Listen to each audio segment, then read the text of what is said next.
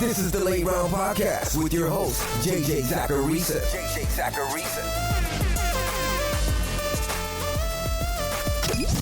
What's up, everyone? It's JJ Zacharisa, the editor-in-chief at FanDuel and at NumberFire.com, and this is episode 452 of the Late Round Podcast, with many shows that are part of the FanDuel Podcast Network.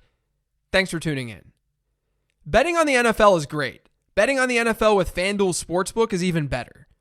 Right now, FanDuel Sportsbook is giving you a chance to bet on the NFL season with reduced risk with their exclusive same-game parlay insurance. Simply place a 3-leg or more parlay on any NFL game to be eligible for the offer, and then follow along as the game unfolds. If you don't win your bet, FanDuel will refund your bet up to $25 in site credit. So what do you have to lose? Head to FanDuel Sportsbook and place your same-game parlay today. Must be 21 years or older and present in New Jersey, Pennsylvania, Illinois, West Virginia, Indiana, Colorado, Tennessee, and Iowa. Refund issued as non-withdrawable site credit. Max refund $25. Terms apply. Gambling problem? Call 1-800-GAMBLER. In West Virginia, visit 1-800-GAMBLER.net. In Indiana, call 1-800-9-WITH-IT. In Colorado, call 1-800-522-4700. And in Iowa, call 1-800-BETS-OFF. Crushed it. Let's get to these trends. Trend 1 this week is kind of a sad one. Baltimore's played 4 games since their bye week. In those games, Willie Snead has seen a higher target share than Marquise Brown in 3 of them. And over this time frame, so over the last 4 weeks, Snead has out-targeted Brown 25-16. Now, I know I had Hollywood as a buy last week on the 15 Transaction Show.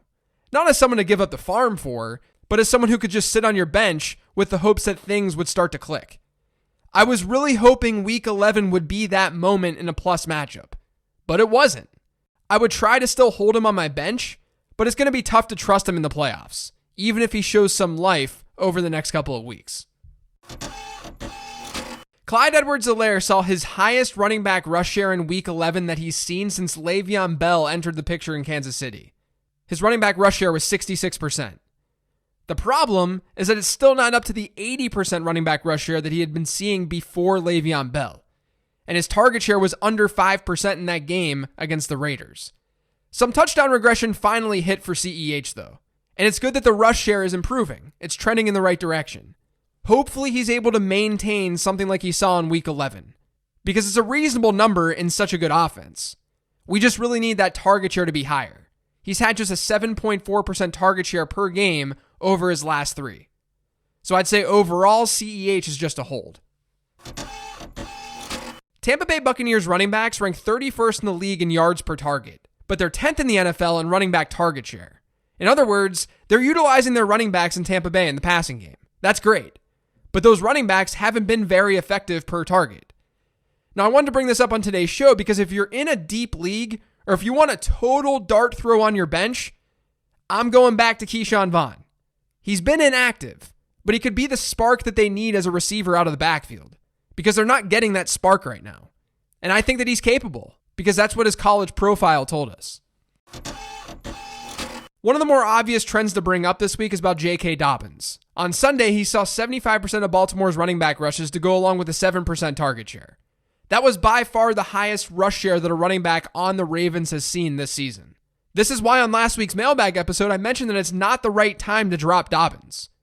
He didn't just need an injury to see more work. He just needed the team to force him the ball, since he's been the most versatile and best running back in that backfield this year.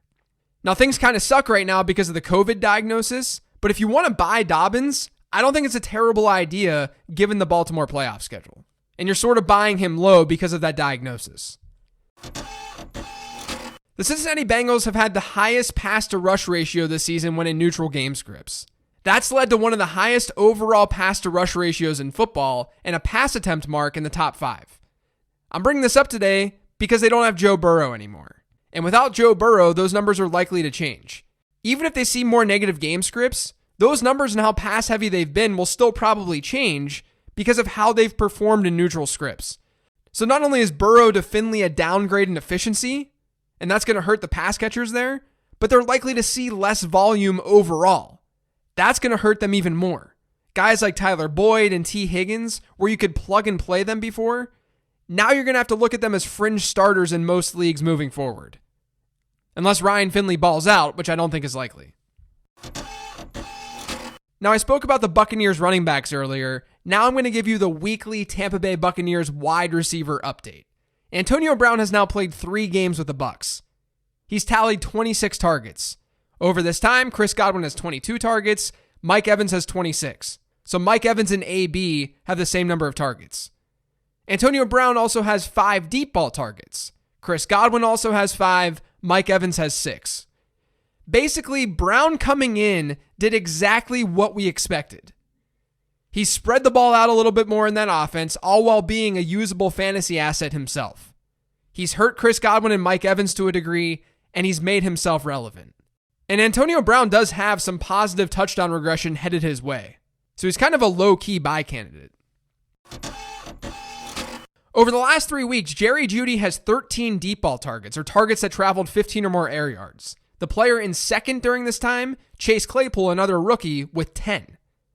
Meanwhile, Judy's fantasy finishes during this time are wide receiver 8, that's great, then wide receiver 33, that's meh, and then wide receiver 57, that's bad. This is what I was talking about last week on the 15 Transaction Show. The peripherals are definitely there for Jerry Jeudy. He's consistently seeing targets down the field, and he's maintaining a high target share. That's exactly what you want. He's just not converting at a high enough rate. And I don't have a ton of confidence that he's going to this season, given the quarterback situation in Denver. Now, this doesn't mean that air yards and deep ball targets don't matter. We just have to always look at things on a case-by-case basis. Technically, Jerry Jeudy is a regression candidate, but I can't blindly follow that rule when the situation itself isn't very good. Since Denzel Mims entered the Jets lineup, which happened in Week 7, he's accumulated 397 air yards. The player in second on the Jets is Brashad Perriman. He has 145 fewer air yards than Denzel Mims. Meanwhile, Mims has 26 targets during this time. That easily leads the Jets. In a way, Mims is sort of like discount Jerry Jeudy. He's had receiving totals of 42, 42, 62, and 71 over his 4 games, but he's yet to find the end zone. Even in a bad Jets offense, those touchdowns should come. Or maybe touchdown singular. We'll see. That's why I had him, though, as the 16th transaction on yesterday's show. Trend 9 this week is a really basic one. Have you guys looked at the yardage leaders at wide receiver for the season? DeAndre Hopkins is in first. That's not a surprise. Then Stephon Diggs, who's balling out. And then Terry McLaurin, who's a stud. No surprises there. You know who's in fourth? DJ Moore. The guy everyone has been writing off all season long because Robbie Anderson continues to out-target him. Now, Moore's played an extra game than most players, but he's still 10th in yards per game, ahead of guys like Allen Robinson, Tyreek Hill, Tyler Lockett, and his teammate Robbie Anderson. This is all just to say that DJ Moore is still good at football and not as bad of a fantasy asset as some have made him out to be. He hasn't been as consistent as we'd like, but he's just a slight disappointment, not a massive one. The last trend this week is about the importance of Julio Jones. This season, Jones has played the majority of the snaps in 6 of Atlanta's 10 games. In those games, Matt Ryan has averaged a very, very solid 23.3 points per game. Julio hasn't played the majority of snaps in 4 games because of injury.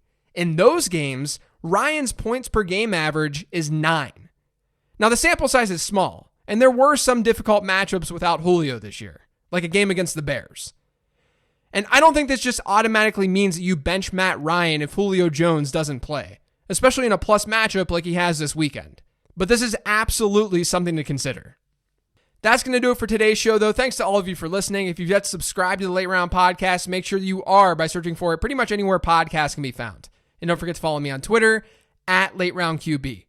Thanks for listening, everyone. I only have one more show this week because of the holiday. It's the matchup show, and it drops tomorrow. I'll talk to you then.